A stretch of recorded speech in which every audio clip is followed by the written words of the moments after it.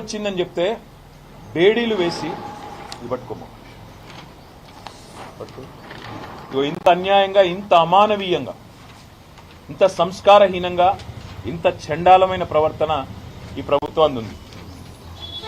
Stretcher మీద తీసుకురావాల్సిన మనిషిని, అంబులెన్స్లో తీసుకురావాల్సిన మనిషిని ఇవాళ ఒక పోలీస్ బండ్లో తీసుకురావడమే కాకుండా ఇంకా నికృష్టంగా ఈ రకమైన ప్రవర్తన ఏదైతే వీళ్ళు చేస్తా ఉన్నారో ఇది క్షమార్హం కానే కాదు.